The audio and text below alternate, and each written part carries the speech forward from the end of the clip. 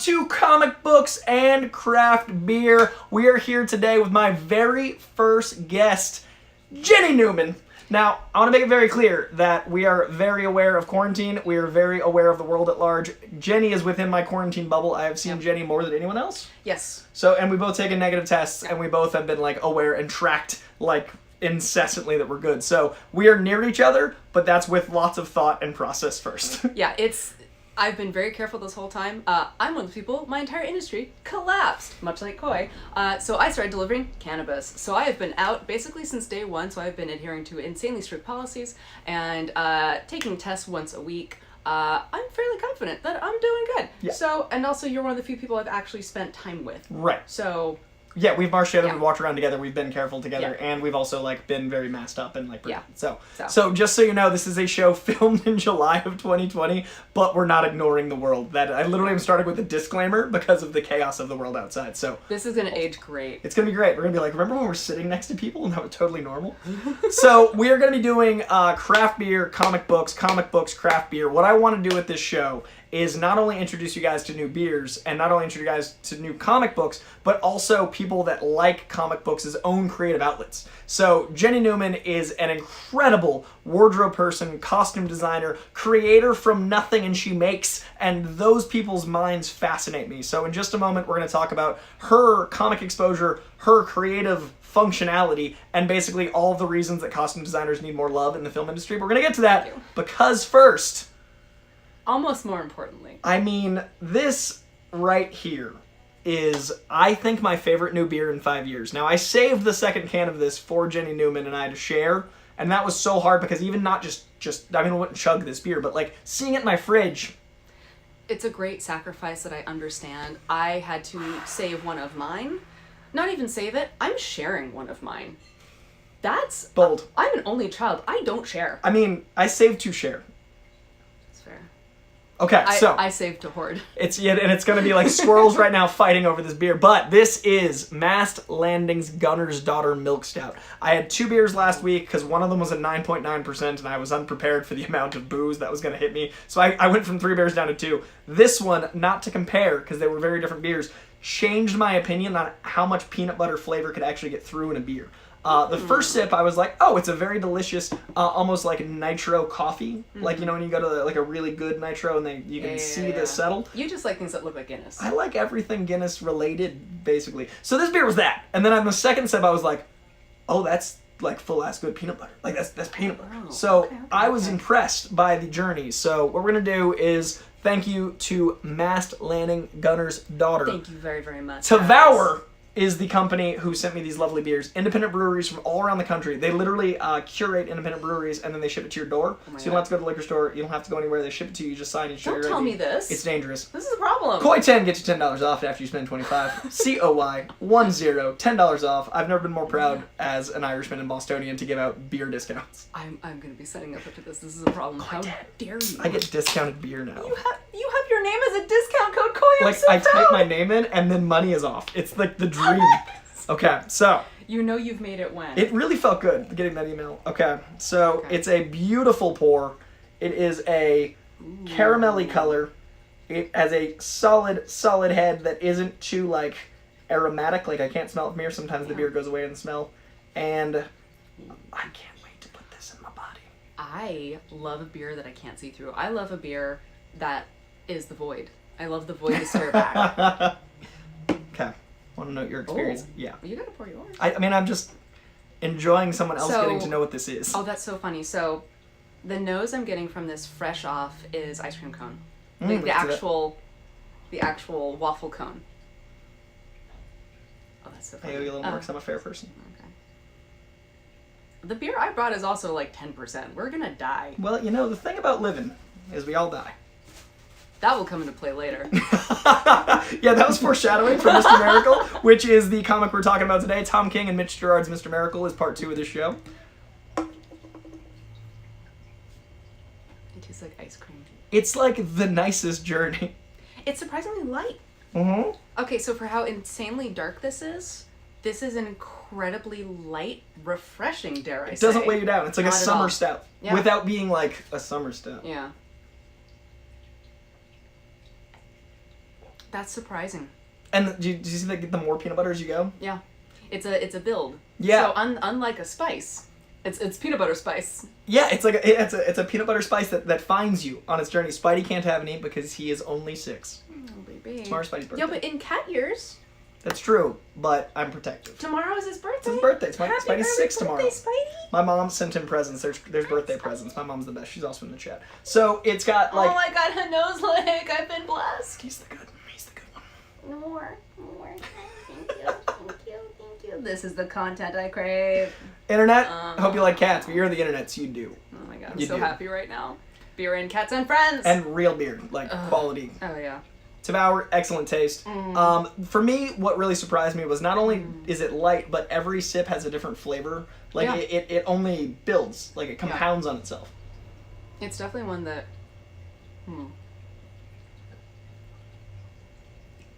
Because I'm trying to open up my palate a little bit more and see what else I'm getting from it. But usually when I get flavors, I get a big, intense, a thing it reminds me of. So I'm still getting, but not like a fresh ice cream cone. I'm getting at the very end of an ice cream cone when you've had chocolate ice cream in it that has melted into it and you've taken off the paper and you've already sucked at the bottom. This is like, it's that waffle cone flavor. Yeah, and like the chocolate thing at the end of the, like, the ones that are dipped in chocolate, like the fudge. Ooh. It's real good. Yeah. So, while we drink this delicious beer. This is beer That's 1. right, there's other things. There's other things, including Spidey. Look at the way he looks at you, though. Okay. You create from scratch, and that is one of the most fascinating things for me as someone whose creativity is conversation. Like, I like absorbing content and then reframing it for people. I like educating. I like absorbing and then hyping. I like being the guy at the boombox. So, I don't build the boombox. You build the boombox. What is it like when you get into a creative pattern? Is it like willpower where it gets exhausted? Does it turn off when you go to sleep? Or sometimes is it just like an endless, do you know what I mean? Yeah, so I have been, interestingly for me, super out of the creative loop. There was a time when I was creating constantly, and it was, I ached. It hurt to not create. It was the most fascinating, and my mom is an incredible artist, so I brought this up to her, and she went, yeah, no, that's being an artist. It will hurt you to not create. It's the weirdest physical sensation. It's almost like a broken heart. It's like that physical ache. I'm just repeating myself, but it's just cutting down to the truth of it. And I've been out of it for a while. I've been doing a lot of styling, which has been fun, and scratches a different creative itch. But when I start creating, it is a fire hydrant that has been violently knocked off. You cannot shut it off. I don't sleep. I barely eat. I'm getting full body chills just thinking about it. Yeah. It's amazing. When I tap into that source, when I tap into the life stream of it, it's so cool. And it can be something as simple as, it's hard to talk about things that happened that didn't happen this year. I was going to say an annual event. It'll be annual again. It'll be back. Like Burning Man. We'll get to Burning Man. So at Versailles, the Palace of Versailles, they have an incredible annual costume ball called Fête Galante. And I went 2 years ago. Actually, that's my next question. She's leading well. Yes. Maybe it's just like a weird psychic link from the beer. Peanut butter stouts, y'all. They connect people. Me being me, I leave everything to the last minute. I've always been this way my whole life. I'm a problem, but I get shit done. And I thought I gave myself enough time. I gave myself a week and a half to make this dress, and I made everything. The corset, the chemise for underneath it, all of the underpinnings and understructure, and then the dress. I was finishing it 5 minutes before we walked up to the palace. I'm so sorry, my friends Ruby and Sarah. I was barely there. You helped me finish it. Thank you. But leading up to it, when I was still in Los Angeles, I was going nonstop, literally nonstop. There were 3 days in a row where I got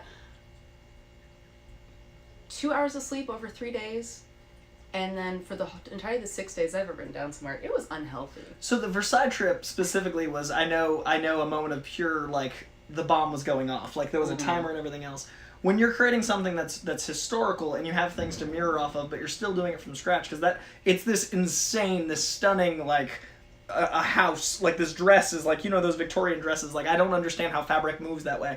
When you're creating something that has historical impact, but you're going from scratch, do you lean into how they did it then, or do you create with modern technology influencing the shape that you want to mirror from the past? So, depending on your level of insanity, there are people who do it by hand, which is extraordinary.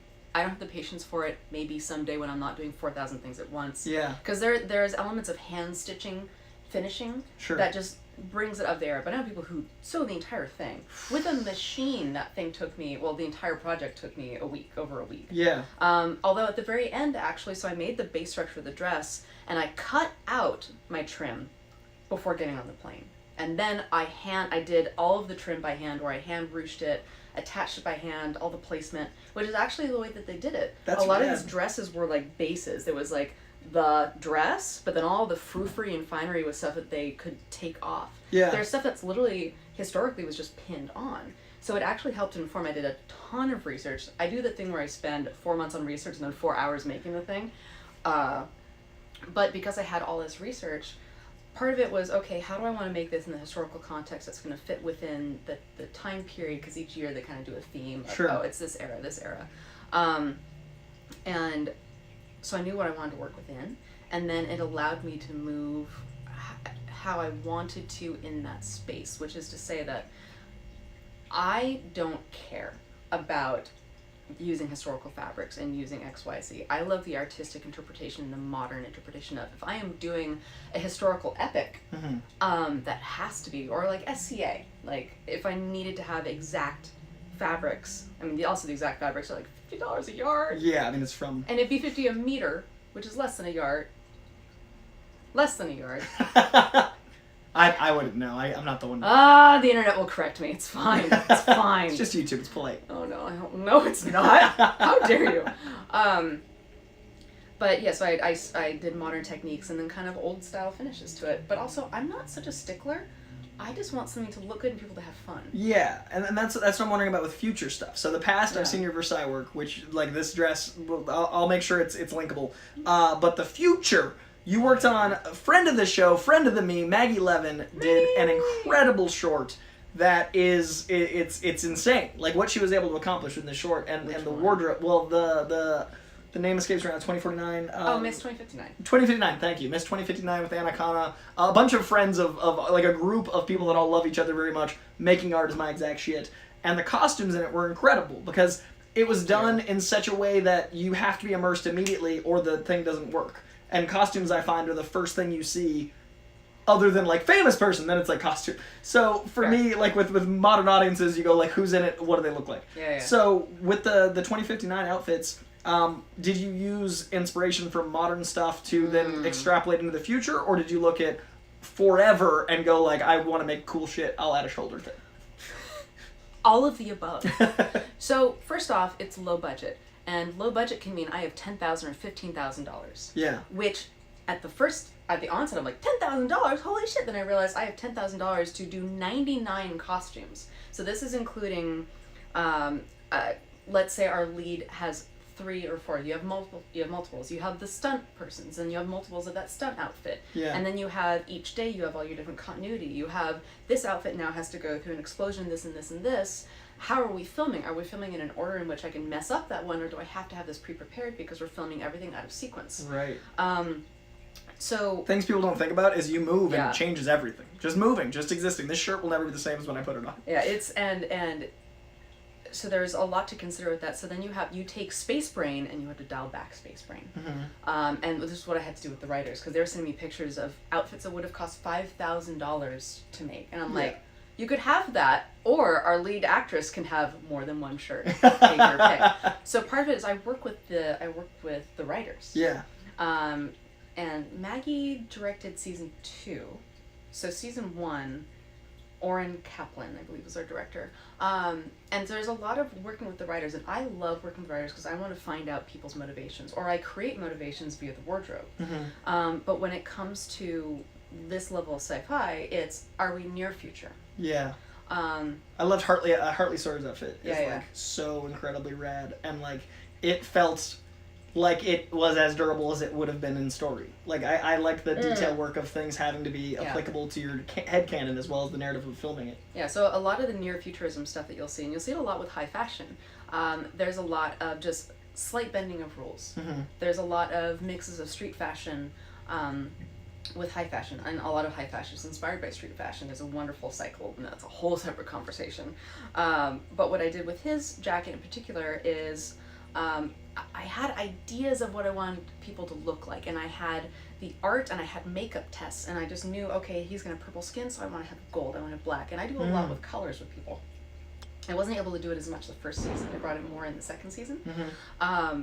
But okay, if this person's this color and the foreshadowing, because I know what their character arc is going to be, and this is something I do more in styling when I'm doing like the jeans and t-shirts things, but I'll do lots of color with those. Yeah. And I use gradients when people are in moments of conflict. Makes sense. I love having a gradient in something because it's like they don't know. Also foreshadowing to Mr. Miracle. Oh my. And with this, it was, where do we want them to be? How can we achieve this kind of neo-futurism? And what's our budget? Mm-hmm. So there is little armor from dollar store stuff that then gets a good paint job. There is an incredible mix of stuff pulled from various films that I rented from nearby costume houses. Stuff that we made ourselves. It was more in this one, in the first season, it was more alterations of existing items to look sci-fi in near future. And it was also during a great time when a lot of activewear and sportswear was very neo-future. Oh, cool. It was super like so it helped inform your look. Matrixy. Yeah. I was like, thank God, because right now it's all like pastels. I would be fucked if we Yeah, because we're going back. It's interesting. We're going back to the 90s. Oh, 100%. This show's for fun. I mean, it's a fucking show about beer and comic books. And we're talking about Mr. Miracle. That comic is. But the interesting thing right now is we're going back to the 90s in the fashion era of clothes. But we're also leisure wear is king because we're all stuck at fucking home. Yeah. So like no one's wearing suits. No one's buying suits. Suits are on sale, by the way. I've been looking. Because no one's venturing into those things. So I feel like when we come out of this, leisure wear is going to be different forever because I've worn more sweatpants in the last 3 months than I did the last 30 years. I'm leading a revolt against jeans. That's fair. No hard pants, no leg prisons. Girls' jeans stretch, gentlemen. I didn't know this until about 25. I'm a ripe 31. I didn't know that jeans stretched until about 5 or 6 years ago, and it changed my life. Because our jeans, we get pockets though. It's women's fashion is another animal, and I will never say that we have it worse than women in any way, shape, or form, except for the stretchy pants. Only because it was an epiphany. You guys got one. Well, see, now there's jeggings, but a lot of jeans, and this is, so I used to work for a company called Lip Service. Okay. Lip Service, Kill City is part of the original Cult. Some of you may have heard of it. It's sort of, it started off as like goth streetwear. Hell yeah. It was a great company, great job. It still exists in a way, got bought in it. That's a whole separate thing. But the jeans that we sold through them had a 4% spandex blend. Okay. Which most jeans will have a 2% spandex blend. So check them for guys' pants. Yeah. But the problem with the 4% is that after a while people would get blowouts in their because guys that don't skip leg day, pants don't fit. Yeah. That. Like I'm 5'8" and like pants just don't make them for me because I use my legs. It's a problem. But so I think leisure wear is going to change how pants work. Because people aren't made to be like, we're not just skinny. Well, we're over it. I don't want the leg prisons anymore. Yeah. And also, quarantine 15, my jeans don't fit. I mean, it's uncomfortable. When we're talking about near future, the near future is just comfortable clothes. Yes. And that was the theoretical tangent from Miss 2059 is how do you think clothing coming out of this in 2021 is going to be? Because we could be in this for a while. Well, that's actually a funny thing too, because you end up using a lot of stretchy items if you're doing low budget. Yeah. Because you need things to fit. Yeah. And you need to not have to alter things too much. Yeah. So second season was when I actually had the budget and the time and the team and the prep work in order to do original designs. Hell yeah. Ugh. God, there's an outfit in episode 5 that I love.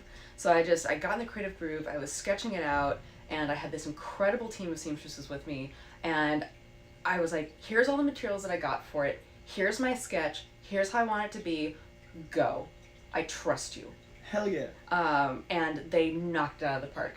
Because there's a thing that happens in the industry where a lot of costume designers don't know how to make costumes. And I've heard this complaint from people in 705, which is it's the part of the union that does literally everything else. Okay. So it can be fabrication, it could be on set, it can be shoppers and buyers, it's everyone. Yeah. And the biggest complaint I hear is that they have costume designers who don't sew. So they're costume brain. I drew this thing, now make it. And then people are like, yeah, there's no actual tangible existence. We don't have a zipper. But there's no. So. What is this, a school for ants? So I come in going, excuse me, yes, I started with cosplay.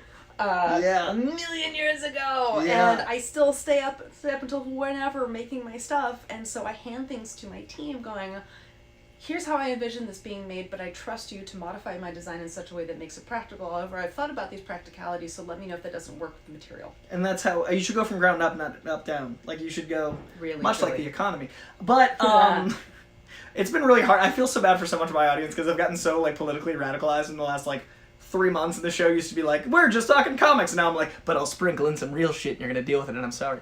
But in the world we live in, what do you think's gonna be the thing that surprises people? Okay, Q2 2021, what's gonna be an outfit that you see coming that'll surprise people that comes back? That surprise people? Because I didn't think Jinko was coming back. Okay, I am shocked about that. Right? Jinko's a full-ass company again. God. I want a gotcha moment to play this back in 2021. Shit, I don't know. Yeah, Jinko's... Think on that, because I want to know if there's an outfit that you think, like, I didn't expect sleeveless tees to come back, and they're starting to because the 90s are back. Yeah. Mine is, to compare, I think we're going to come back to the Carl Weathers sweatshirts. It's cute that you think that isn't already back because it has been for a while thanks to Queer Eye. But mainstream to the point of, like, every 10th person. I'm talking, like, it's back. Oh, you mean mainstream fashion? Yeah. Okay. Yeah, not runway, not movies. Like, I think we're going to see the return of the Rob Lowe. Like, I think we'll get some... But the things I've been seeing... On the streets? Yeah, well, what WeHo. Friends of mine. The world at large, not LA. But I think, honestly, a part of it is, and I don't know what the fashion concept was at the time, I don't know what the discussion was at the time, but I know that now there's lots of really great takedowns of toxic masculinity and, well, to be a manly man, I have to do things a certain way. Yeah. And it's kind of, it's been this whole momentum that is the reinventation of... Reinventation? Sure. You know what? Sure. Of the metrosexual. Yeah. Where it's basically going... Yeah, I'm a manly fucking dude. I can bench 250, and here I am wearing a cut-off thing. That's what it was in the 80s. Having a Beaujolais. The 80s were magical for, like, I can flex but also have a shirt that was not on anyone but my grandmother. Like, I loved 80s fashion because it didn't make sense in, like, on paper. And I think that everything the Rocky movies wear, like, those outfits, like, I want 80s fashion back, and it kind of came back about 5 years ago, but it dabbled. I want I want a Scarlet Spider hoodie. My little brother made me I was just talking about Scarlet Spider the other day! My little brother made me a custom hoodie. You'll love it. Like, Lucas made me a hoodie from scratch that it's amazing. This is also really important. When Coy and I first started talking about comic books, Scarlet Spider was my introduction to Spider-Man. The first comic book I bought for myself was a Wolverine. Or Wolverine or X-Men, but that was when I was 10 when I was buying them for myself. And this was like 11 or 12 was when I was in Long Strugs in Steamboat Springs, Colorado. I was at summer camp and they gave us like a few minutes to like, go get a soda, kids. And I walked in and went, comic books! And I found Scarlet Spider. Heard of Spider-Man, what's Scarlet Spider? And I was like, oh my god! And then so when we first taught comics and Scarlet Spider, it's a rare thing for people to have as their like main Spider-Man experience. I'm a Ben Reilly apologist. I like in my opinion, and you've probably heard this before because you're watching this channel, Ben Reilly is when the id and ego of Spider-Man's responsibility goes awry. I see Ben Reilly as representing his responsibility complex to the level that he mentally snaps, and what Ben Reilly represents is the manifestation of someone with an out-of-body experience. The clone represents him not being able to do the responsibility he's put on himself, so it's the guilty conscience made whole. So the Clone Saga is about Spider-Man, his whole thing for 60 years of power and responsibility, and there's never like a release. Spider-Man's never like, I'm taking a week off. So I'm like, homie would snap. Like, he'd lose his mind. So Ben Reilly is like, what if I had fun? And like, he grows long hair out, he's got a mullet, he goes on to like a walkabout. The Lost Years of Ben Reilly is Peter Parker getting a walkabout, but without the licensing issues. That's so of the era. What is it with our alternate universe and our characters getting mullets? Like, Superman's mullet haunts me to this day. I'm grown. Like, I'm not cutting my hair. I'm gonna either do the Riggs mullet, or I'm gonna do the Heath Ledger, like, Knight's Tale William Thatcher. You know which one I prefer. Well, the William Thatcher might happen on the way to the mullet, and it's whether I stop or not. Like, the William Thatcher's happening, because I think it'll be rad, but on the way to the Riggs... You know what? You only live once, and you're allowed to make mistakes. I just want to be a cop on the edge. You know what I want? It's time. Okay, so I'm going to grab our next beer. While I talk off camera, you guys remember last time while I freaked out that there was an empty couch. What was and now your? it's full of a person. What's your favorite modern comic book movie that you think is more important? Like underrated comic book movie. Oh, that's a very good question. I feel like I've just kind of seen whatever. Like, how do I know it's underrated? I will tell you if it's like the most popular thing. I mean, I love Doctor Strange. Okay. Because I didn't know about Doctor Strange. I was like, what the fuck is a Doctor Strange? But I also have a friend who is obsessed with Doctor Strange, who I've made costumes for. But I wasn't aware of Doctor Strange until, really, the talks of the movie. These people know the great Matt Key. Matt Key. I love Matt Key. If you've ever seen him wearing his Doctor Strange outfit, that's me. I did that. That's another one. I did that in 3 days and I didn't sleep. Yeah, and it's beautiful. And only to finish that thought from earlier, when I don't sleep, it's not, oh God, I'm so stressed, I can't do this. It's because, again, the car has careened off course, it's knocked the fire hydrant off, and it's just a fountain that cannot be stopped. And I will stop at 3, 4 a.m. I'm getting full body chills thinking about it right now, where I feel it flowing through me, and I am so happy, and I don't want to stop. It's not, oh, I should go to bed. It's, this is amazing. This is a high. It's a high, Coy. It makes me very happy that also the live chat's already saying Matt Key confirms. So do you know Marvel Movie News, the Matt Key confirms thing? Yeah. So I don't know Matt Key So confirms. on Marvel Movie News, I was on the show. I started like very quickly after Matt, and we became like it was this magical bond of brothers. And Matt Key would always say stuff as fact, and I was always like, "Are you confirming that? Is that?" And then, so we started yelling Matt Key confirms when he would just have like random tangents. So Matt Key has like deadline validated more stories that have ever existed. So Matt Key confirms. We haven't done that show in 3 years, but whenever I say Matt Key confirms is the first thing I see in the live chat. And it warms my heart that there's an inside joke that's lasted more than a week on the internet. Like, oh, that is impressive. It's That's 3 years whole after thing. the show ended, and like a phrase. I don't know. I'm impressed. I'm proud. Thank you for Matt Key confirms. I'm pulling open that backstory. Thank you for the lore. There is lore. We've got canon on this show. Guys, live chat. Everyone is saying hi to Jenny. I'm glad you guys are. I did armor builds. I felt that high. Yes, you understand then. People are saying as long as 70s fashion doesn't come back, they think gloves are coming back. How dare you? I want those pointed collars. Okay, no. There is a pointed collar to a 70s fashion that I absolutely loved. There is a fabric aesthetic that I absolutely loved. I don't need it to be 100% polyester in which we all die and smell terrible. Fair. But, so this is the thing about the 80s, 90s fashion that is so beautiful. The whole fashion is cyclical, yada, yada, yada. Yeah. Whenever shit comes back, it comes back, it's Katamari, everything. Oh, It yeah. is the rolling boulder down the hill that is collecting. So when we had 80s fashion back, we had 80s fashion that was then blending modern fabrics. Okay. But even with the 90s fashion, we're not getting 90s, I mean, we are. There are things that are stiff just cotton. Why was straight- stiff cotton popular? It's Because we'd learned shit. coming back a little. It's like the shirts don't fit. You're just like the shirt's wearing you, like you're in a hanger. You know what? Maybe it's aspirational to fill it out. Maybe, but I'm a big dude. Like the shirts, like I never, like the 90s modern shirt. If that comes back, I will have to like. I don't think I can wear those clothes. But here's the thing: if it comes back, now we have all the stuff we've learned from all of the previous How to shape cycles clothes, of yeah. fashion. So a lot of things I've been doing is one of my favorite things to do is I get 80s shirts from the thrift shops. Mm-hmm. I get oversized 80s shirts. Everything is always like a large, extra large, and I roll up the sleeves to here and I tie it in a knot up front. And it looks fucking fabulous. And it's comfortable because 80s fashion Yeah. is Or like the cotton was. or it's a little polyester blend and it's not breathable, but it's great when it's 50 degrees. So what? We got gloves. We got my crop top theory. Now that we've given some examples, what do you think? What's coming back? I'm putting you on the spot again. I gave you. again. I cycled out. I gave you the cycle. I I even had people. Also, thank you for the super chat from Patrick Tom. Cheers to you, sir. Cheers. I don't know what that is. Super chat? Super chat. He sent us $5 more beer. Oh. Yeah, so we thank him and we cheers him. Thank you very much. Cheers, guys, sir. also, if you want any specific beer featured on the show, put it in the comment and I'll pick it up and I'll tell you what I think of that beer because that is a fun journey for me. I'm picking up, what is the beer? It's got a dragon on it. I love that one. Dragon's Milk. It's really good. Yeah, so it's that's really someone good. requested I get that. I almost brought that one today because they have an incredible hibiscus reserve that I've Whoa. just been, oh god, it's so good. But they also have the regular one is incredible. They have a reserve that is life-changing. You're gonna forget my question again. So we're gonna, after we open this beer, I'm gonna put her on the spot again. She's gonna ponder for a moment. I almost let her out of it. Okay, so this is from Heater Allen. This is a Pils. Now, I am not usually a hop man. I generally go stouts and amber. I know Jenny is the same. Jenny and I have very similar taste in beer. There's a reason she's my first guest, a myriad of reasons.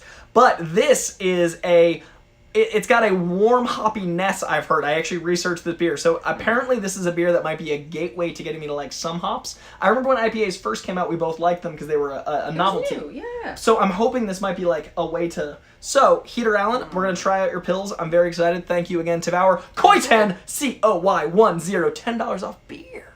Okay. You have a discount code again. I'm never going to not be That's the excited. dream. It could be like 30 years from now, I'll be like... It's a dream I didn't know that we could have in Those this are the life. best dreams. When you like wake up and you're like, I did a thing I didn't know I needed to do. All right, we're opening the Heater Allen. We are pouring. Yeah. Oh, this is the beer that someone told me to get. Gundrak is I've one never of my had favorites. this. It's great. Okay, amazing. John Getz, friend of the show, John Getz, said I had to get Guldendrach, and I've never had it before. Oh, yeah, it's good. Yeah, I love it. I first had it actually at a tiny bar in East LA that closed. The story's going nowhere because I can't remember the name of it. But it's run by John Giovanni, and I can't remember the bar that you had for a while, and I am an asshole. The story went sorry places. about that. The story. What fashion's coming back? So I'm gonna have Jenny back in the show in 2 years. You know what? You know what I want to come back? Oversized gold chains.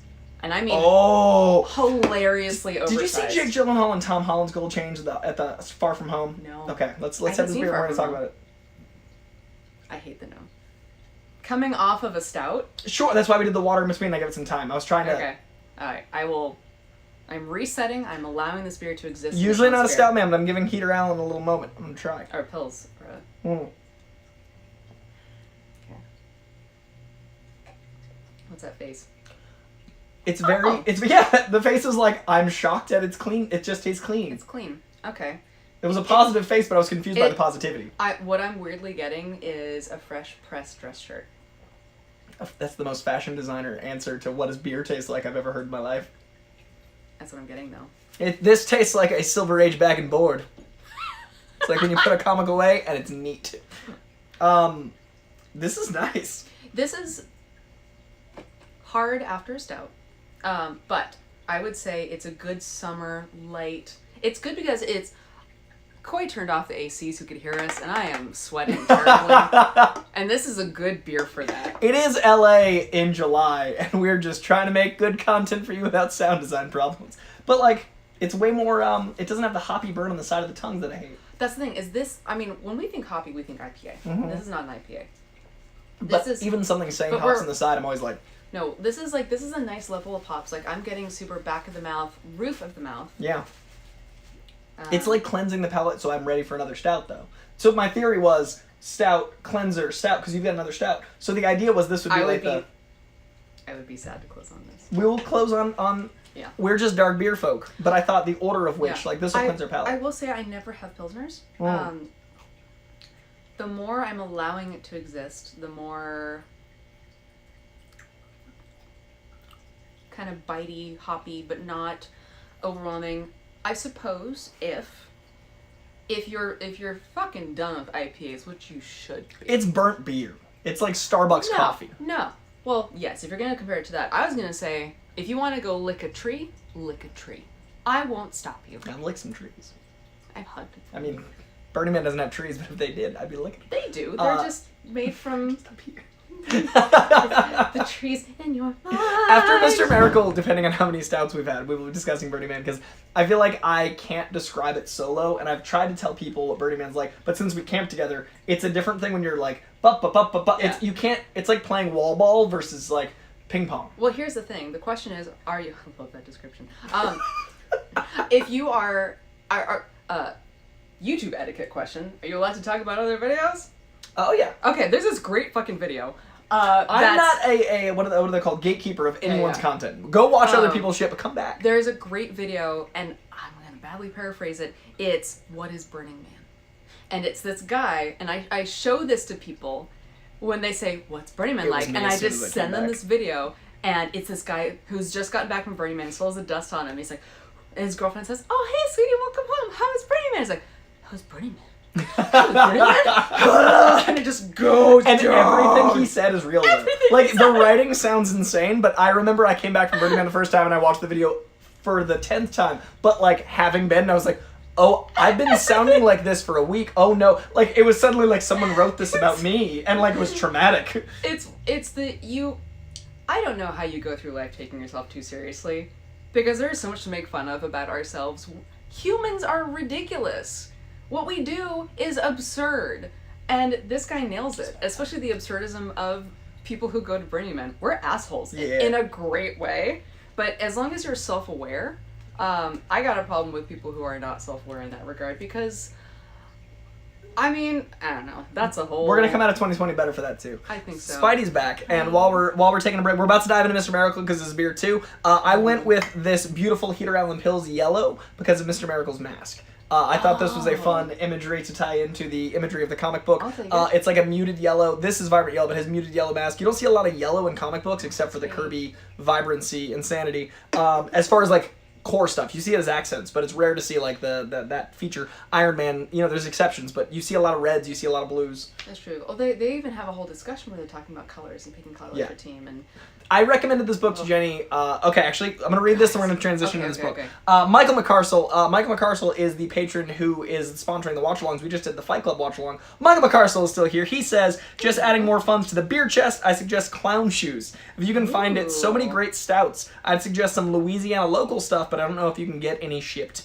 I'm the worst at loving Louisiana because New Orleans is a place that I will go back to the moment we can travel.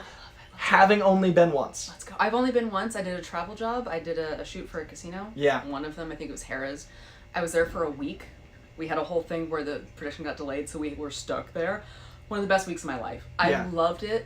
I was actually just talking to one of our production coordinators on how bad we want to go back, and we were just saying, why don't we just go? Dying. Flying. Eventually. That's what I meant. Why don't we go remember all the disclaimers at the top of the show. Anything we say now about let's just go is with the caveat of when we can. Okay, there's a universal asterisk to the show. Everything we're talking about is post-COVID safety or vaccine. So yes, Mike McCarsell, thank you. I will try to find Clown Shoes, and also you've been blessed with Spidey. I need you all to know that Spidey Cat is passed out in my lap, and I am blessed, but also it is so warm. Look at that face! Look at this. He also knows when he's on camera. It's very funny. Look at his face. Isn't it neat? My lap is so warm right now. I don't know it's painful. if there's YouTube etiquette where I'm supposed to like not acknowledge the camera, because I worked I think we're off kilter. Oh, thank you. I worked in a studio setting for so many... No, it's that. It's yeah. I am that person that will walk into a room and fix your frame, so the fact that look, okay, the feel better? A little more down. A little this one. All right, guys. Okay, thank you. Can we just have a level? Just add that to my phone. But like I'm so used to the studio setting where there's multiple cameras and a producer that like when you were here and I was trying to set up, I was like, live streaming, what does it mean? What are hashtags? And we're getting there. But we are now into the comic book section of Comic Books and Craft Beer. I would like to talk about one of the more powerful experiences I've had with a comic book in public. I pitched this to Jenny as the first book that I broke my own rule about. I don't rebuy books. I already had Mr. Miracle in another format, and I then decided I must have the hardcover. Like, I needed to own it. I'd already read it. I only have that rule because I read most comic books. So if I suddenly start, like, rebuying editions, that's it. But the hardcover of Mr. Miracle is a piece of art in itself. It is structured for the connoisseur of comic books, if you can see this beautiful vibrancy. Also, the print quality, the page quality, everything about this book is absolutely perfect, including the words and pictures inside. But just to describe the actual physical book, I had to rebuy Mr. Miracle to own this edition because it is everything. So Tom King, Mitch, Gerads, and DC Publishing. I would argue this is one of the most important DC comics of the last decade. I pitch it as Looney Tunes meets This Is Us, and you have been out of comic books for a while. So, my comic book journey, I am someone who has been in and out over the years. I don't have a huge amount of money, so there was a time when I had my weeklies where I would, and this was, oh my gosh, this was like 2005. One of my best friends at the time, he and I would print out, we would have a meeting in the office we worked at together, and we would have our printouts and we'd go in the meeting, and what it was the printout list for Wednesday for Golden Apple Comics. Yes! And we would highlight and select, and I would read his, and I was over at his house almost every day anyway, just to read all his stacks and stacks and stacks and stacks of comic books. I love this. So I got into so much, and I reinvigorated my love. And I was always that kid that was buying comic books. I was mostly Wolverine and X-Men in my childhood, and some Spider-Man. But I was in and out over the years. And then I had a friend in late high school who got me super into Poison Elves.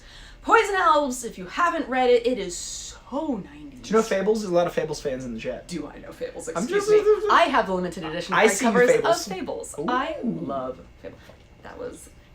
I love Fables. I actually have one of the statues.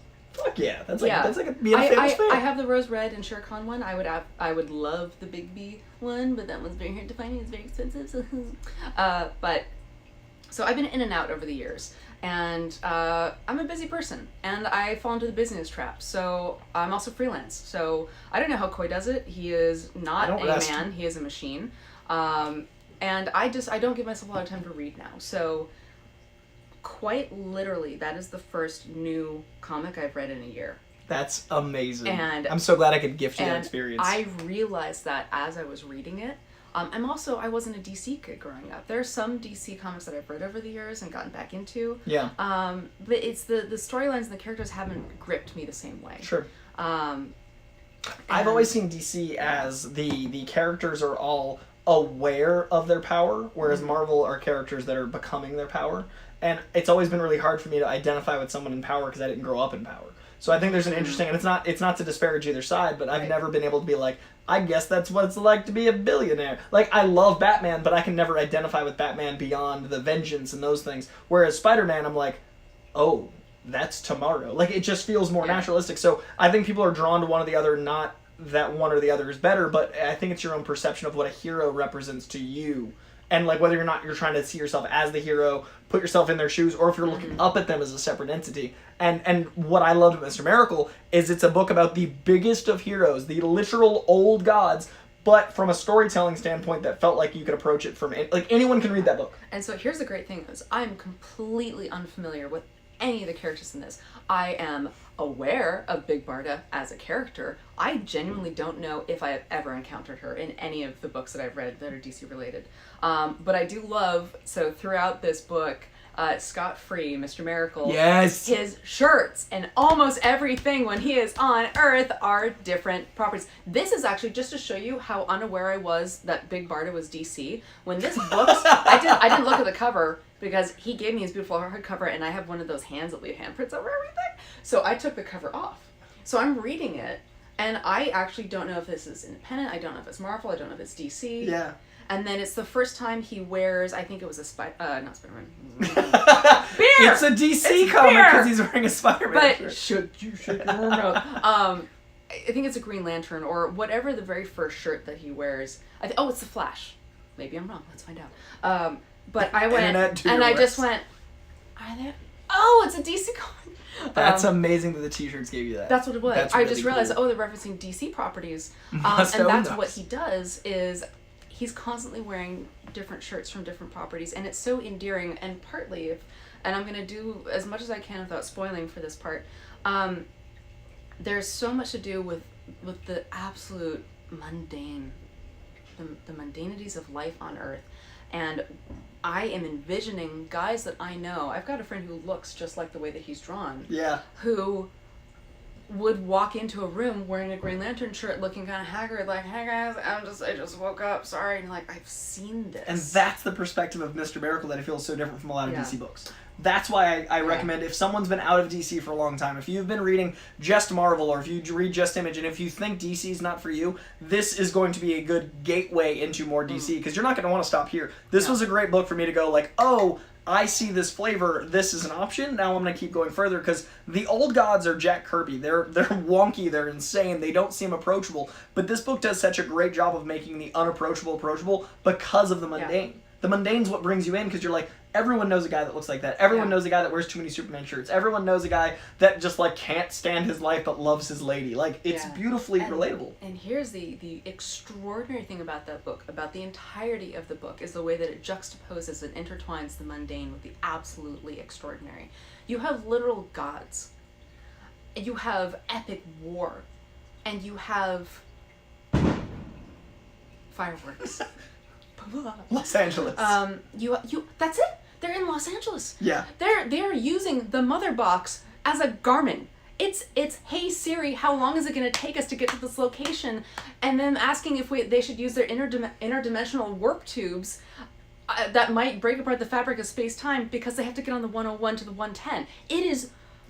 You have to live in LA to really understand how they nail the depth of the conversation that they have while they're stuck in traffic, their incredibly deep, life-altering, life-ending moments that are happening that they are discussing in traffic. It is the way that they interwove all of that, and the intensely heady existentialism. Fuck, this book was so good, Coy! And it's for everyone. Yeah. And, like, that's why I really wanted you to experience it, because you're already a comic person.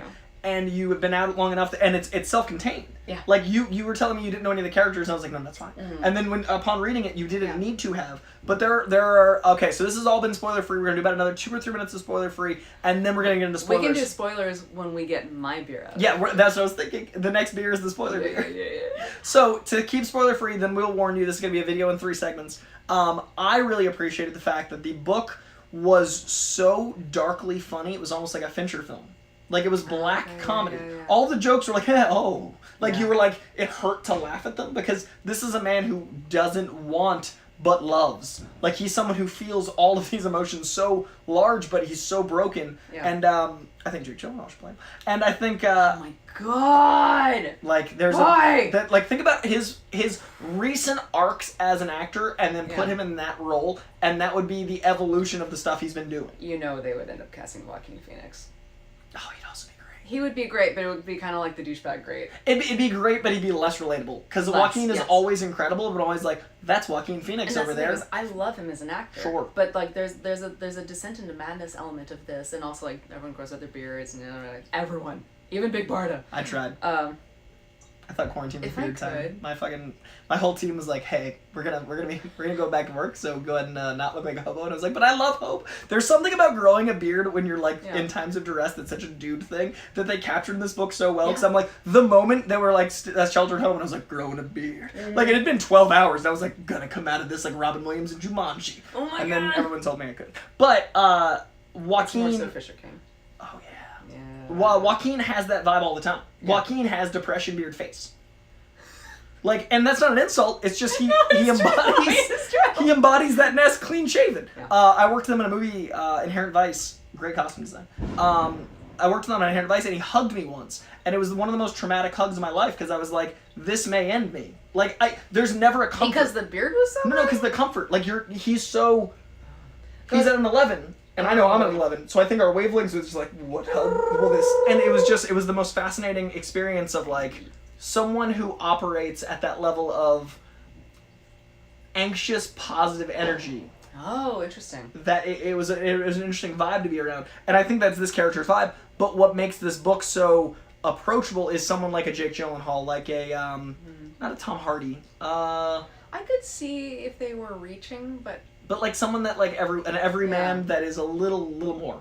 Yeah, I everyman think, plus. I think Jake Gyllenhaal really is the perfect casting for this, because there has to be the warmth. There has to be whereas Joaquin gets so deep into the depths of the despair, and again there is so much incredible the philosophy that's discussed in the book will break your heart. It's extraordinary. Yeah. It's unexpectedly brilliant writing. I was sitting there going, I'm reading a comic book right People now. that doubt comic books, this is a great one too. Even so, I was saying comic readers, but like people that think comics are for kids need to fucking read Mr. Miracle, because Tom King's a CIA, like an ex-CIA agent. So like he. But and I'm sorry, I'm interrupting you here, but this is actually an important part, because there's all this serious stuff going on, and for someone like me who's been super out of the loop and doesn't know really about these old gods and about Big Barn and about Mr. Miracle, is you have a narrator character. Yeah. You literally have a character that is your, whoa, wacky comic books, and they're even like, next time on blah, blah, blah, blah. Then it's those old super cheesy 1960s end of lead in that you then realize is the voice of, what's his bugger? I'm so bad at names when I don't know. Me too. He's got a beard, and he says Excelsior, which is hilarious. By the way, the New Gods are a bunch of characters, but I've been referring to old gods in the manner of the Golden Age characters, so it might seem confusing, but intentionally these characters are older, sometimes referred to as New Gods, depending on which character we're talking about. It sounds complicated, but I promise it's not in the book. So old characters, Golden Age, New Gods, Old Gods, it's all much more relatable in context. But like when I heard New Gods, the movie was coming out, I was like, no one's gonna understand. But like this book made me realize like, maybe they will? Wait, there's a movie? Ava DuVernay. Ah! Ava DuVernay's doing a New Gods movie. Tom King's writing with him. No shit! This writer is teaming up with Ava DuVernay to make a New Gods movie. Yeah, right now in life. And he's been working on it in quarantine. Yeah, no, it's insane. It was really, I love, oh my God. He wrote this, he also wrote Vision. He did a maxi series about Vision and Marvel. The character, it's like an existential crisis, the book. And that's the one where it's like the almost like black and white, like it's like a 50s, family. Yeah, same writer. Yeah. Oh. So he's that guy, and he's been writing Batman for like 6 years. He just got off it. Oh no, I've got a new favorite writer. He's impossible. So I actually, when I met him at Comic-Con, freaked out more about meeting him than Jake. Like he came up to me and I like couldn't words. I was just like, you know how to words. You know the Mr. Miracle you wrote and what? And then he introduced me to Frank Miller, and I was like, why are we doing this? It's not even just that. It's that he's an incredible writer that picks up he's not doing Batman for this. Yeah. I mean, he is taking what, to me, like, I know DC properties. I know them as well as anyone who's aware of DC as a thing. We know Superman. We know all the Batman films. Like, we know all those things. And then you get something like Mr. Miracle, which, for me, comes totally out of left field. And you have someone with that writing caliber. And I think that's part of why, though, because he can get away with more. Because there's not as much built-in lore. Yeah. That, like, the lore exists, but he has the room to manipulate it and play with it. And that's why I might have you read his Batman next. Because I was really impressed that he was able to write his Batman and be like, well, there's lore, but I'm Tom King after this. Like, he was able to be like, by the way, I wrote Mr. Miracle. I don't know if you really get what I like in comics and if I can really trust your suggestions, Coy. It's like I do it professionally, take people comic book shopping. It's a show I do called Comic Book Shopping. We're about to switch over to another stout.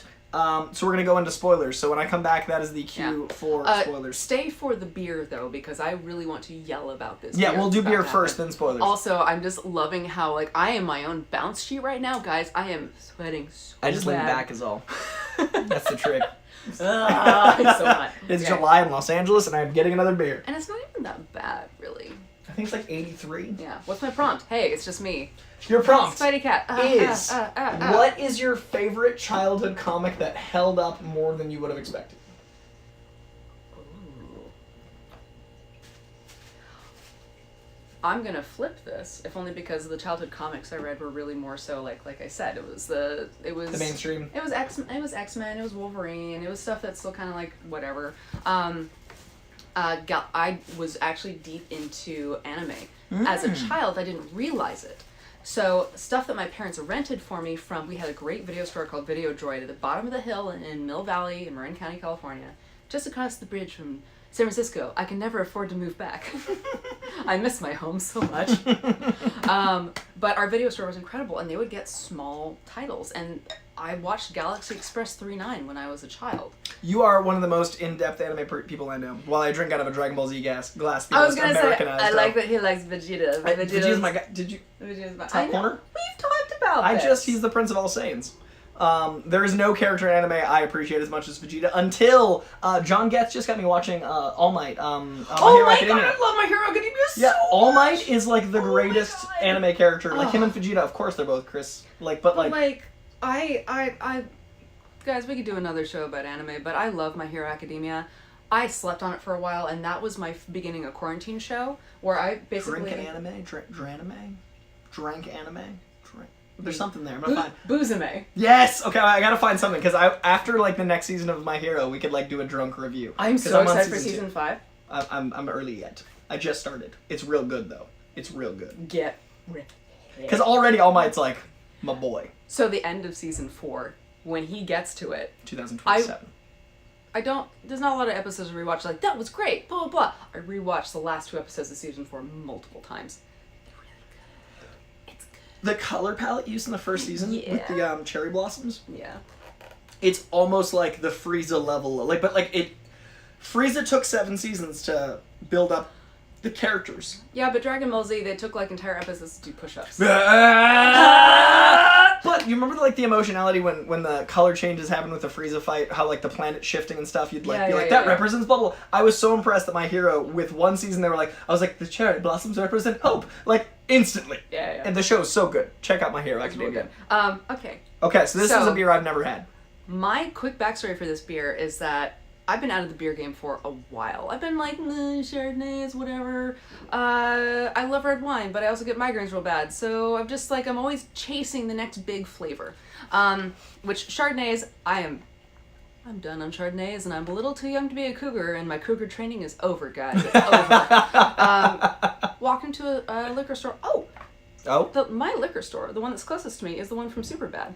No! Yeah, oh, that's amazing. Yeah. So it's fun to drive up and McLovin today. Yeah. This wasn't accidentally in the cooler. I think someone was trying to hide it and save it for themselves. And Well. It is Firestone Walker. It is a limited edition 21st anniversary ale. Every year, what these beautiful bastards do is they do like a competition within the brewery. And they do basically a unique blend each year. And they've got like 5 or 6 distinct beers, and they'll do like different blends of them. They'll have a competition to see which one is best. And to my joy and surprise, when I first opened this up, it comes with a scroll. It comes with a scroll. Oh, I was so excited by that reveal. That is spectacular. So, and then it goes into the final blend and what percentage of the final blend is used. They also have something called a Velvet Merkin. Amazing. When it is safe to do so, they are apparently close. They're close. They're like Sentinez area, which is kind of like Morro Bay. So it's like a 3.5 hour drive north of San Francisco.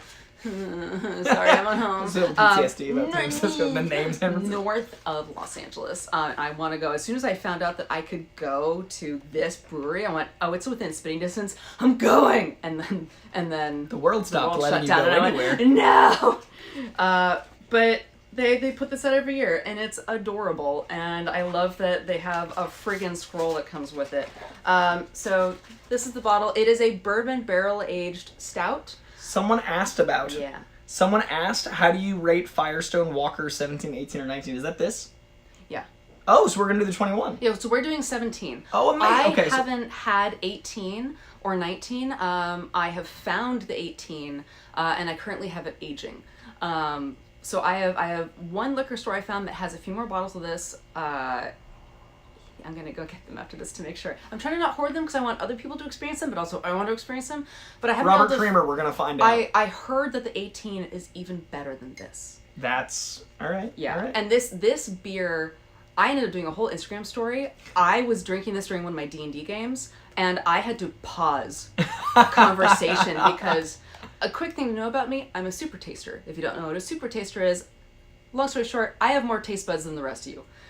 Some people are super tasters, some aren't. It's a small percent of the population. When I taste things, I get an insane explosion of fireworks of flavors and experiences. It means some things taste awful to me, and some things are... I'm special in this way. That's why I started with the stout, because I knew that was your palate. Yeah. Also, before we do the beer, because I know we're going to get fully invested, Robert Creamer, the same man that asked if we'd done 17, 18, 19, said, I was happy to see your first full-length movie, Emerson Heights, on Amazon Prime. Oh, no. Not my first full-length movie. Emerson Heights was a journey and an experience, and I actually haven't seen it on Amazon Prime. There were some problems with the final cut. And I was actually surprised they released it, so I hope that they fixed it. They were just like, there was a scene where there was a walk back, and they didn't have a steady, and so they're walking, and every time they hit Jesus. Like inside. That's so hard. It was real bad. It was cute though. It was a Christian movie that I signed on going, okay. Don't Google me. Let's see if I burst into flames when I do this film. And it was Cross the actually threshold. very sweet. The lead actor, Austin James, is an incredible actor. Really incredible. And he's a sweet guy, and he wrote the whole thing, and he wrote it as a love letter, and he actually proposed to the lead actress at the end of the film. Oh, that's amazing. It was... I'm actually surprised it's released, because the whole thing was basically like it was a love letter to her. Emerson Heights, a love letter on film with some questionable tracking shots. But it's also like, it's okay. They were filming it as a Lifetime movie. They were hoping to pitch it to Lifetime. And then it just I independent don't know. release. But it was like, the acting is actually pretty great, All right. and it was fun to do. Well, at least a person in here has seen it. Yeah, it's so we're going to open it. And this beer was one he asked about, so I love that he Yeah. knew your movie and your beer. Thanks. Okay, so this is happening. Yeah, because this is... Basically, it's all bourbon barrel aged, except there's the Helidoro, which is aged in rum barrels, but I am a sucker for bourbon barrel aged. But I'm also a Scotch person. I like this deep. So it's your beer you pour. That's the house You rules. hold this. I'm going to hold the scroll. Okay. I'm going to pour into my glass, Okay. just so we can see it. So it actually doesn't have much of a head. All right. It pours thick. It doesn't get much of a head because it's really not about It it. smells amazing, even from here. It's actually got a caramel smell and then a darker visual. I'm going to cry. I'm very excited. I'm very excited. Scroll. Firestone. So guys, Comic Books and Craft Beer is perhaps my new favorite show because it involves craft beer and comic books. So if you guys are enjoying, I have to say the traditional YouTube blah blah blah of like, subscribe, comment, so I know that this is something you're enjoying. Because frankly, I might keep doing it with the camera off, but I'd prefer to know if you'd like the camera on. Right? Thank you for inviting me over for this. First guest. First. And I love who, not just, I won't say who, but I love who you're following me up with. I'm like, how did you, okay. So the next guest next week, I have 3 shows I do consistently, and theoretically he will be on this show, and you know his work very well. We'll talk about it. Okay. Oh my god, this smells amazing. If you want to describe what you're getting from it. It smells like... Oh my god, it smells like root beer if it was aged in oak. Like... Like it smells like, you know, and this is not an insult to it, it's a compliment. Do you know those hard candies that are root beer that are really delicious? I hate root beer. So I don't know. I do. I hate those hard candies that taste like root beer that are like little barrels. It smells like those, but for adults. Okay, it's going down. Hang on. Okay, I'm paying attention. Your face. Oh, that's so nice. It's extraordinary. It's like friendly. It's like a personality you drink. I'll take it. It's like what are the things with the Harry Potter with the memory shards? Oh yeah, It tastes like a positive memory. I'll take it. Yeah, this tastes like remembering nostalgia. This is nostalgia in a glass. It's rich, caramel, nutty Savory. aroma. It's incredibly savory. It's got a great mouthfeel. Yeah, it's beer. It's velvety. Maybe that's the Velvet Merkin talking. Ah, the Velvet Merkin putting in work. Like it's got a nest to it. It is an extraordinary mouthfeel. There's a surprising sweetness that comes around the edges, while having this deep roasted chestnut. There's a nuttiness. I can't place which. Yeah.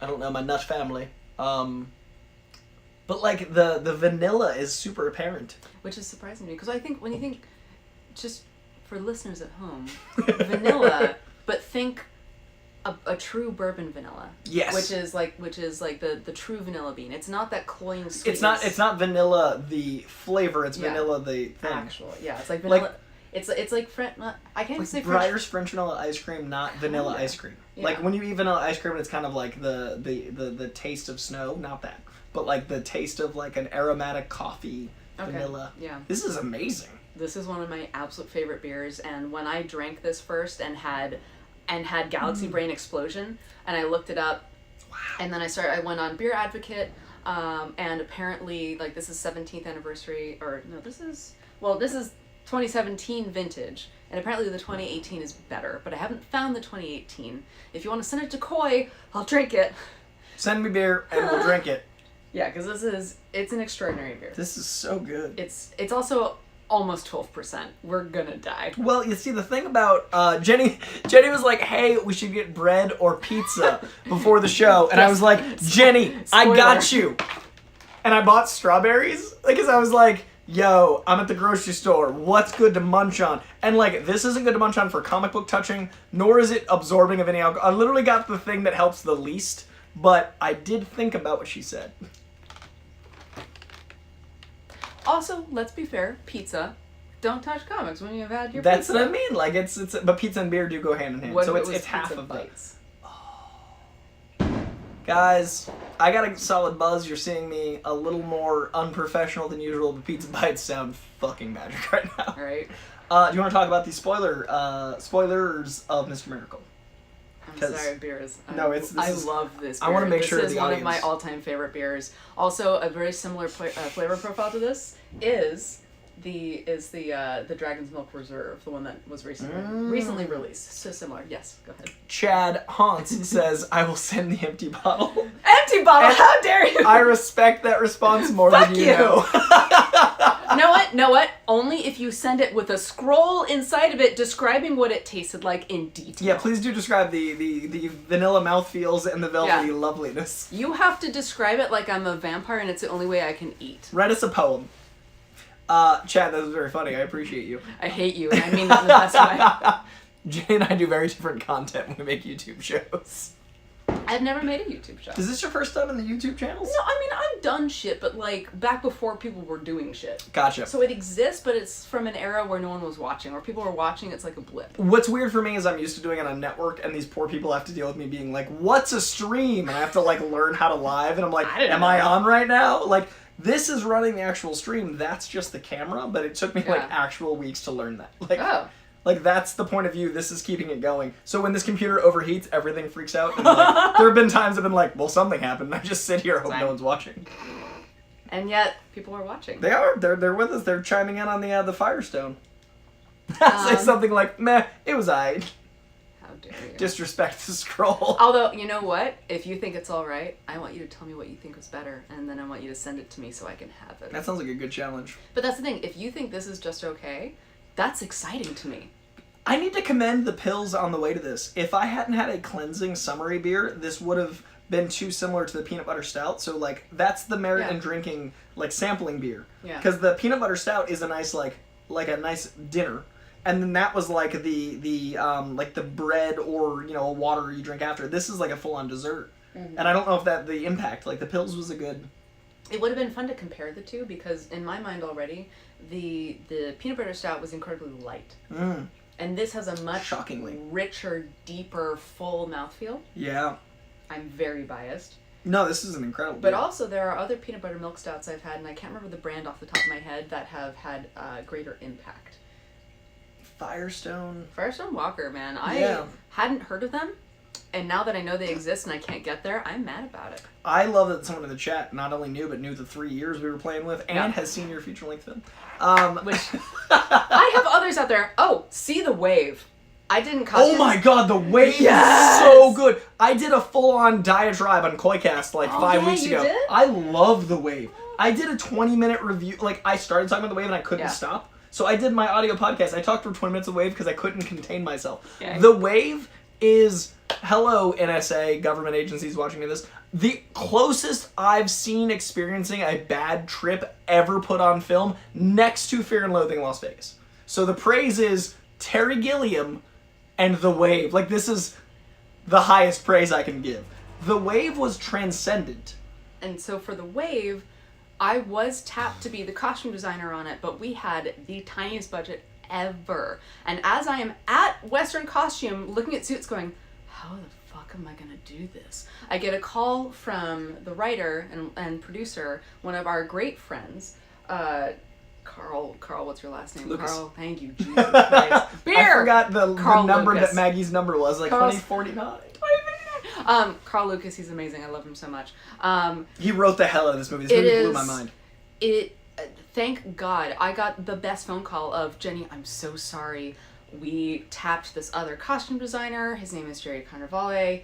I'm so sorry. I'm like, oh, thank God. And then he's like, but you're going to be his assistant. I'm like, perfect. And the thing is, with costume design assistant, when in Hollywood, it's not like, I'm the secretary. It's like, no. I'm still making the decisions and really helping to form the film. But Jerry, that beautiful fucker, had storage units full of costumes from his incredible career. He worked on Sons of Anarchy. He's done a bunch of other shows. We could not have done it without him. Literally could not have afforded to do the film without his extensive... Already on hand. But the movie, if you haven't seen The Wave, I've seen it 5 times. Like, I watched Emerson Heights once. I went, it's a movie I worked on. They did it. I've watched The Wave multiple times. I love it more every time. It's legitimately fun. Also, Justin Long is in it, and Donald Faison. Donald Faison was my love. He was the dearest man, and I love him dearly. I owe him $20. I bet him that this Comic-Con Hall H would have Fantastic Four footage, and like we kept running into each other at Comic-Con, and then I saw him right after the panel that did not have Fantastic Four footage, and I owe him $20. But the sweetest guy, it's just funny to owe someone who have work I respect so much money, because it puts me in... This is why Irishmen don't gamble. It's a dangerous slippery slope. The Wave, Amazon Prime, I think. Yes. Amazon Prime. It was such an experience that I paused it about 40 minutes in.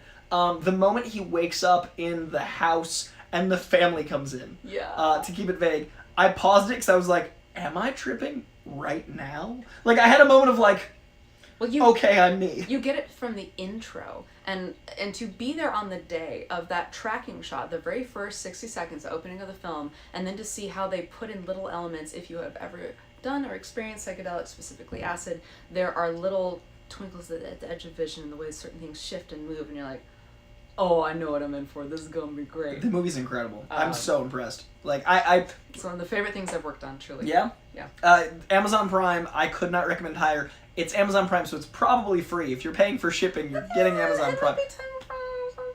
Yeah?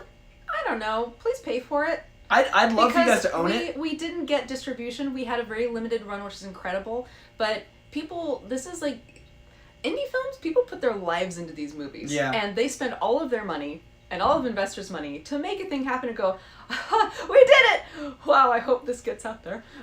So if you have a chance to pay for it, please do. Yeah, I'd recommend like experiencing it, and then I own it because I loved it enough to purchase it. So like I love when people can go, hey, that's something I really enjoyed, and then acquire. For example, I get some PDFs from comic book companies to read comics. If I really love them, even though I've read them, I will go purchase them because awesome. I'm supporting the art. So The Wave is something that I actually did. I own because like I thought I was on drugs, which is how that movie. The tagline. I thought I was on drugs. Oh, also the dress in the desert, which is not a spoiler. When you see it, you'll see it. Is a dress that Speaking of making things on the fly, is a dress that I made on the fly. We got the materials, but we had no time, so we had to prep everyone else's wardrobe.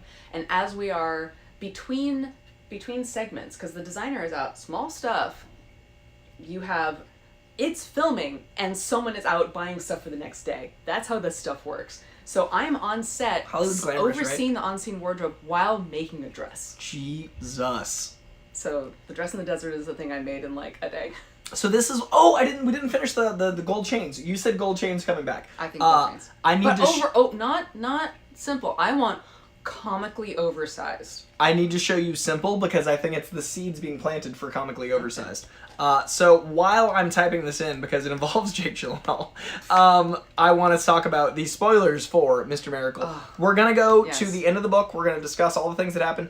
Even with spoilers, this is a book I highly recommend. Like, there's nothing we can say that would be like, well, now it's not worth reading. It's that good. And it's not like a twist. It's just, we're going to discuss the rest of the book. So if you want to be completely ignorant to it, enjoy the rest of your evening. I'm so glad we've had this beer together. Do check out TAVOUR, code KOI10. But if you'd like to stay, which you should, we're going to talk about these spoilers for Mr. Miracle. I just don't want people that haven't read it be like, oh no, I didn't think that was going to happen. We'll talk about things. And how do you spell TAVOUR? TAVOUR. It's like tavern and devour. Nice. TAVOUR. And it's an app. KOI10 for $10 off. And but first, before we dive into Mr. Miracle, right. The outfits worn by Tom Holland and Jake Gyllenhaal at the premiere. Oh, I haven't seen this. They were effectively Night at the Roxbury together, and I think it was on purpose. Look at the chains. Oh my god, they are! Look at the chains. They're straight up. I love these. This is cosplay. They're literally Will Ferrelling. Also, great workout album. I love both of these gentlemen separately, but when together, overwhelming. Oh my god. So they dressed in those, and Jake was wearing that gold chain through the press tour, and I was like, are gold chains coming back? I want the comically oversized gold chain. That's what I want. So if you don't know, look up Spider-Man Far From Home, LA premiere, world premiere, whatever premiere it was, and look at the cosplay from Tom Holland and Jake Gyllenhaal, who are my favorite bromance ever. They're gonna get married. They've talked about it. I support it. I'm fully there. I will do crafty at the wedding. They're lovely gentlemen. I love it so much. The further this goes on, the more I'm getting that sort of spiced rum barrel. I got a little like Kraken a moment ago. That's what I'm saying. Reminded me of the Kraken. Because there is a bit of a rum barrel age. Yeah. So I'm getting that now as this goes. This is a really good beer, guys. I'm a fan. It also it's dangerous because it makes me want to drink hard alcohol because it's so strong that I'm like when I have a shot I like 4, but like this beer is making me like I've got absinthe, like, and I'm aware of that, and that's a good sign that I can taste the barrel because I'm like suddenly aware. I'm like, do I want some absinthe and whiskey? And that's dangerous. That's another show. I won't tell you to live your life. That is the dangerous Spider-Man Far From Home. The reasons we talk about it. I haven't seen Far From Home. We should. Okay. We should. I have a list. I shocked the hell out of someone the other day because we were joking about movies I haven't seen, and I have a spreadsheet. They went, ha. No, I have a spreadsheet, and I pulled up my spreadsheet of movies I haven't seen. Coy is aware of this because he's the reason I've seen some of those movies. Thank you. I've contributed in one way or the other. Ondine is a life-changing film. Ondine is the great Colin Farrell falling madly in love, and actually falling in love. He was with that woman for years. And you get to watch a fantasy love story unfold before your eyes, a la Princess Bride. Like, I put it in that same tone as Princess Bride. It's not as successful, it's not as famous, it's not as, like, everyone's in it, but the movie has this whimsical fantasy tone that you were like, can't look away. It's sweet. It's beautiful because it's Ireland. Yeah. How dare they? How dare they? My mom said, The Wave, Amazon Prime, $2 to rent or $5 to buy. Fantastic. Then that's actually $3 more. Just own it. Right? It's on it. It's less than the price of any of these beers. Have a beer and a movie for $10 a night. Also, hi, Koi's mom. She's the best. Let's talk spoilers. Yeah, but your parents are also amazing, so we can talk about that. That's true. Oh, yeah, actually, you met my parents on my birthday. I did. They're so, like... They're amazing. Bizarrely fantastic. It's actually frustrating when people don't, like... When people are like, oh, I don't want to go home for Christmas. I'm like, I've been waiting for 6 months because my family... Like, they're the best. Alright, so my question on... I know we touched on it earlier. So, Mr. Miracle, heady existentialism. Actually, I know. I can kind of get into it in talking about how insane my day was. As it relates? Yeah, Let's do it. So, I don't know if you were around earlier, and I was talking about how I wait till the last minute to do everything. But I also got this book from Coy less than 48 hours ago, and I had shit to do. So my plan was to read it today, starting at 3, to fully prep, to give myself time to read slowly and absorb. Fireworks! I live in America! That's like in my yard. That's fine. Surprise, guys. Welcome. I'm safe adjacent. America. People are like, what is that? My best friend found a kitten, and my entire day ended up becoming going to her place, which was almost an hour away from me, to pick up the kitten, trying to call any vet that's open. All of them are crazy right now because of everything. Stopping at home to grab the book before going to the nearest vet. And then as I'm waiting outside, as they're doing the initial check-ins, sitting in the open trunk of my car, reading. And then, when they go, it's going to be another hour and a half, I went, I'm going home. Because I have to get ready. Because I am a goblin right now, and I haven't, and I'm only halfway. Oh no. First YouTube show. And there is, once you get into the latter half of the book, there is intense warfare going on. And one of the guiding principles of the book is really deeply immersing you in the mundane and giving you a mix of the absurdity of the juxtaposition of the mundane with the extraordinary. And we're not talking extraordinary like you see in other comic books where you have someone is a god. Like, let's say Captain Marvel would be an extraordinary, where you have someone who has almost godlike powers going through space and blasting through spaceships and whatever. And with this, it is deep warfare. Billions are dying. So you are intercutting with needing to get to a sitter and needing to get to doctor's appointments, and there's a part where there's a child comes into play, and all the beauty and the extravagance and the insanity of having a child mixed with fighting battles but it's fighting battles in a context I don't think we've seen before, where someone is as if you were on the phone with your wife while you're fighting, and they switch off on who's taking care of the kids, so then when one of them is at home, the other is doing the exact same thing. And I am reading the comic, trying to prep, while I am going a little bit too fast for my side streets, trying to get all this stuff prepped for the kitten. And I had this moment as I'm getting into the third quarter of the book, where my life is kind of mirroring how absurdly mundane some of the stuff is that I'm dealing with. Like, I'm reading a comic book to prep for a YouTube show while I am making sure that this kitten has the right test so it can go to the foster, but then the foster cancels, and then I have to have her overnight, but I don't have anyone, so I have to go to my storage unit and grab this. And it was this whole delicious insanity that because this book throws you off from the get-go. You are not sure what's happening. You're not sure what world and what realm he is in, because, no spoiler, it opens up with him killing himself. But he's a god, Mr. Miracle, and he can't escape death, and that is the theme that carries you through the entirety of the book. So you have these gorgeous, and Coy warned me, and I knew exactly what page it was when I got to it. There are these pages where we get, and I'm going to say, is it Descartes? Descartes. Yeah. I was going to say Descartes. Let's say Descartes. Descartes.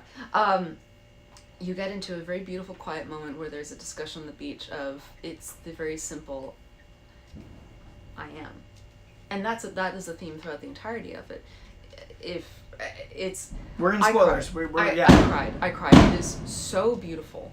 I was in public. I read that page while I was at a coffee shop, and it is a very busy coffee shop, and I didn't realize I was crying, and it was one of those movie moments where it's like, my face is wet, and I was like, oh no. And this book breaks you, but it breaks you at a fundamental level. It breaks you at a place that you're not aware could be broken. You're like, oh. Well, it's I cry at everything when it comes to art forms like this. So I get incredibly moved by good writing. And God, sorry, you just flipped to a page that I'll get to later. But I'm enjoying you. I've talked about this book for the last 2 years. I'm really enjoying someone reliving it because I feel like I'm yelling at a void, and people be like, we know Coy likes it. So it starts with him attempting to kill himself. But then we start with a very simple, okay, it's a failed suicide attempt.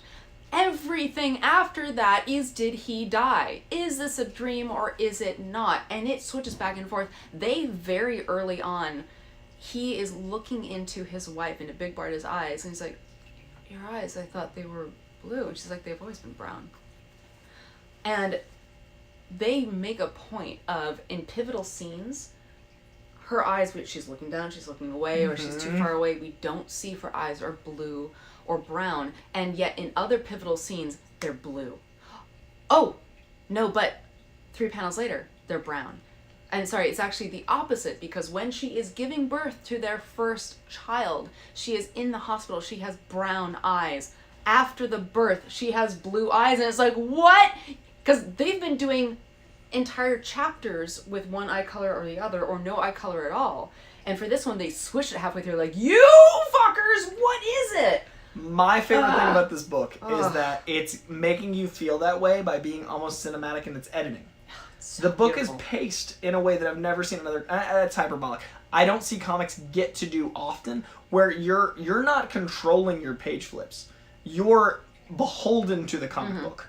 The comic book tells you when you're ready to flip the page. Yeah. And I was trying to find an example of Tom King. There's a joke about the 9 panel spread, but when the panels are boof, boof, boof, it's almost a drum beat of this one dark side is, dark side is, dark side is. And I described, and it's become a meme on the internet, and it's become a GIF. I described this comic to Jake Gyllenhaal, who I'm trying to get to play Scott-free, as having cosmic energy flavor. And cosmic energy flavor is what I feel like the book makes you feel. So even before it makes you feel the emotionality, it makes you feel the scope. And then when you feel the emotionality, you're confused because you're like, wait, this is just a hometown story. But it's not because it's out here, but because it's paced like this, you're like, this could happen tomorrow. And I've never had an old school Silver Age comic land like this for me. Yeah, and they do a good job of bringing in the very silly sort of what's happening next week, and it's literally embodied in the character with the brown hair. Like it's funky. I don't know. He was such a side thing. Also, I did myself a disservice. I had planned 4 hours to quietly absorb this, and I ended up rushing through this book. But there were still pages that I went back and reread, and I marked. I didn't hurt the comic. I put a piece of paper in. It's Coy's. Jenny opened this book and it was in plastic wrap when he gave it to me, and I realized the sacred duty I was given. I bought this book for my own birthday. This was my birthday gift to myself, and my birthday's in September, which means I hadn't opened it in 10 months, which means someone should, because I'd already read it, and then I was like, it's time. Yeah. But they even, I really love how they handle aspects of war. So, a quick backstory for me is I am part of a fighter pilot family. I am now 2 generations removed from war, but my grandfather, if anyone has heard of Robin Olds, he is an extraordinarily famous fighter pilot and leader and a true warrior. So I had that growing up. And so when I see people in the depth of war and breaking down sobbing, which is what you expect when dealing with being surrounded by piles of bodies, and yet there's also moments when he is getting reports of people dying and all this horror, and he's drinking milk, and he's just commenting on the milk. And also, you will love the veggie plate. You will love the veggie plate through multiple iterations of trying to think of what the representation of the veggie plate might be. Like, I've thought more about that veggie plate than I should have thought. Like, and I now can't eat a veggie plate without being like... But the carrots. The double dip. I mean... The double dip is what? Is it Dark Seed or Dark Side? Dark Side. Alright, so... That's true villainy. Yeah, Dark Side is... And the weird thing is, we barely touch on Dark Side. Spoilers. We just We're allowed know. to say he double dips. In this era, it means that much more. In this canon, double dipping that month. You know, and as someone really unfamiliar with these characters, Darkseid is given to us as a big bad, but we barely get a sense of. He also doesn't do big bad things. Exactly, we are told how bad he is, but we don't see how bad he is. Because Hitler painted. Like, what I liked about Darkseid is that Hitler painted. I liked that they humanized a deity. Darkseid is a god, but so are our leads. They made, and Jenny and I were talking right before we went on air, the fact that everyone's a god means no one's a god. Yeah. The fact that the scope is this big means the scope is this small. The fact that the war is happening while babies are being born and we're impacted by both means it normalizes everything, so everything is big and small. Darkseid being just another guy that double dips, that fucker, means everything about him is grandiose while relatable. Yeah. So actually, here's a question for you. Based on the history of these characters of which I am unaware. When it comes to Darkseid, I actually lost my train of thought because I got, oh no, Jennifer knew it! I can parallel them. I can maybe make this relatable. I think I can pick up where you were gonna go. Darkseid, Darkseid was... No, I got it. Good, even better. Sorry, guys. We recovered. This isn't just the beer. This is just me and my regular conversations. In terms of who is and who is not a god. So, Scot-Free, great pun on the name. It's so good. So awful. He's talking about everyone in New Genesis. He is the son of God. Therefore, he is a god. And we get this idea of his father is God, and he is the son of God. But we also literally have some guards who are talking about being gods. They're just casuals. So it instantly breaks down, okay, so is this a whole race of gods? That's what I mean by if everyone's mighty, no one's mighty. And so I love you kept talking about the mundane to the extreme. Yeah. That's an example of that in a conversational sense where Scot-Free is like, but then you cut to the guards and they're like, and that makes the whole thing, it doesn't eliminate the importance of it, but also we see gods die. Yeah. But they're gods, so did they die? Yeah. And that's why I like the book so much, because it doesn't ever give you an answer that is definitive. It's an art house book. Like when you watch a movie that has like that, you said Inception. Yeah, and that's a perfect parallel. And that's the thing is the middle of the book had me. Up to 3/4 had me. The very end, it will have me. But it's a digesting book. In the moment, I felt a little let down because I was like, well, there's so much incredible heady existentialism. And again, I read this far faster than I should have. So I'm coming from that perspective. But when we talked about it, And I was like, I don't understand the ending. When you think about any existential experience you've had, has it ever had an ending? And that's it. And so... And that's why I said it's time is a flat circle, but that is such a bleh answer because it's so rote. But when you've ever had an existential crisis, sober or not, it's always like an ongoing thought process. To me, this is a book that makes you go, okay, what's the world? Yeah. Not, we're done reading this book. Yeah. You're never done reading Mr. Miracle. And that's the thing. There are not a huge amount of books that I would instantly reread. There are some that I would go, oh, this is great. I'd love to recommend it to someone. Like, I love Fables. But I wait a few years between... I haven't reread it in 10 years. Okay. But I love Fables, and I want other people to read it. But I've had one other read-through. I want to instantly reread that. Because it's one of those that, even when I was standing as we were prepping for this, I was rereading the pages that if you have a heart will break you. 124 and 125. You'll know when you get there, but still. I was rereading those and then understanding that the philosophical, theological discussion that they were having is incredibly... It's prescient, it's foreshadowing, and it also helps you recontextualize the rest of the book. Mm-hmm. So I would love to reread that now that I have everything else going in, and I want to write down Blue Eyes versus Brown Eyes. Like, I would actually love someone. I bet someone it's out out there on there the internet. It's the internet. has done a beautiful breakdown of this. It's such a dense book. I'm sure there are many theses, but I like that about it, that it's not something you finish. Thigh. Thigh.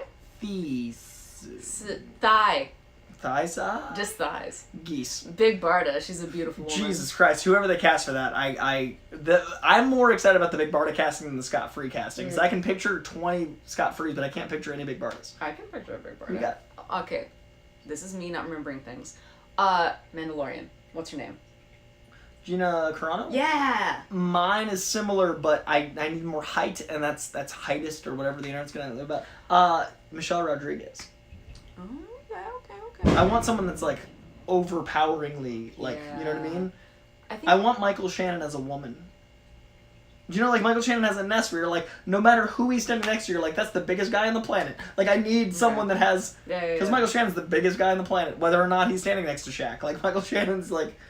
I kind of want them to go unknown in Big Barda. I want an emotional size and presence. There is a really important thing, though, that it's just like what you're saying. We have actors and actresses that we know who are out there, but I personally don't know of anyone who has necessarily the gravitas, because it's an emotional size. It's a depth, and like Big Barda is such an important character. I want them to go with an unknown that like surprises the hell out of everyone that has a career. I'd love it to start something. You know what this kind of reminded me of? Hawkeye's family.